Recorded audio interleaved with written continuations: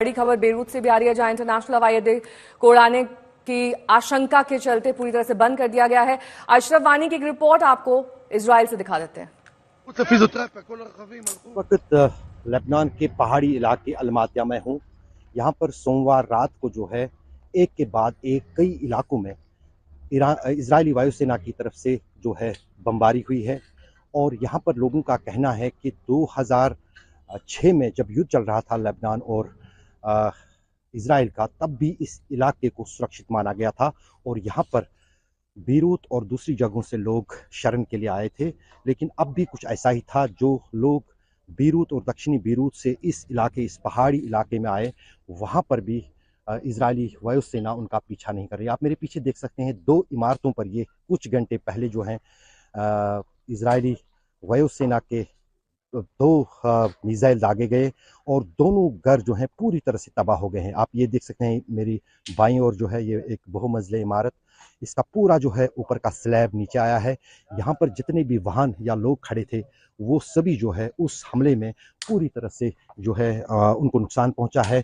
कई सारे वाहन खड़े थे यहाँ पर इस पार्किंग लॉट में, उनको हटाया गया है। अब यहाँ से करीब 12 वाहन थे जो भी कंक्रीट और सीमेंट गिरने से पूरी तरह से तबाह हो गए हैं।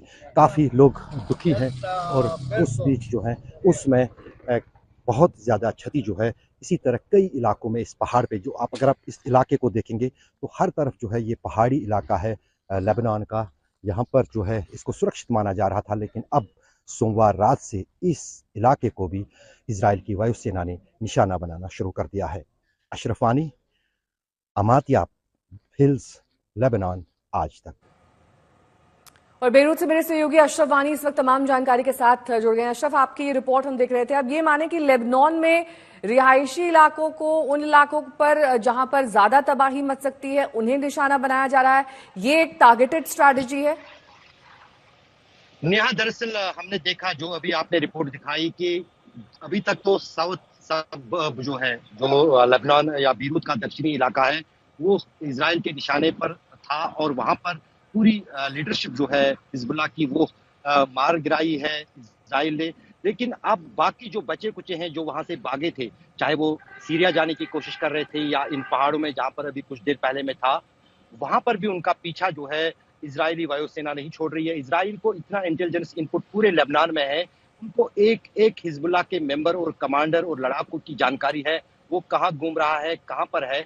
तो उस बीच जो है बीती रात यानी सोमवार की रात को ये जो अमाथिया पहाड़ है बेरूत शहर के से करीब 40 किलोमीटर दूर, वहां पर एक घर को निशाना बनाया गया जिसमें 8 लोग मारे गए हैं और 12 लोग जो है वो गंभीर रूप से घायल है। पूरी तरह से घर जो है वो पूरी तरह से अंदर से उसमें इतना बड़ा छेद हो गया है कि वहां पर कोई बच नहीं सकता था, इतना बड़ा ये एरियल स्ट्राइक था। वहां ही नहीं, अगर किसी भी इलाके की बात करें यहाँ लेबनान में, जहां जहां पर भी हिजबुल्लाह कोई ठिकाना है, उसको इजराइल जो है निशाना बना रहा है। चाहे साउथ बेरूत की बात करें, जहां पर आज बीती रात जो है एक हथियारों का एक डिपो जो है उसको भी जो है इजराइल की वायुसेना ने निशाना बनाया था। और साथ ही साथ पहली बरसी पर जो बड़ा अपडेट आ रहा है वो दक्षिणी लेबनान से है, जहां पर गलीली के रास्ते से दक्षिणी लेबनान में जमीनी तौर पर जो अंदर आने की या हम कब्जा करने की कहें, जिसको ग्राउंड इन्वेजन कह रहा है इस्राएली सेना, वो कर रही है।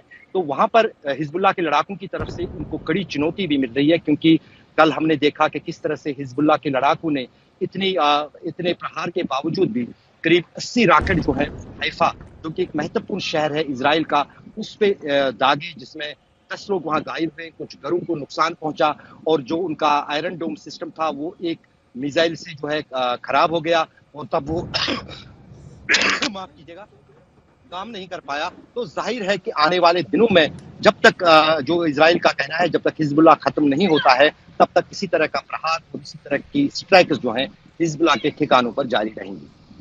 ठीक है, आप बने रहिए हमारे साथ। इस बीच बेरूत में इंटरनेशनल हवाई अड्डे पर उड़ानें पूरी तरह से बंद कर दी गई हैं। आज तक संवाददाता आशुतोष मिश्रा जब बेरूत इंटरनेशनल एयरपोर्ट पहुंचे तो उन्हें आखिरी जहाज वहां पर पहुंचा था। एयरपोर्ट पर पूरी तरीके से सन्नाटा पसरा हुआ था।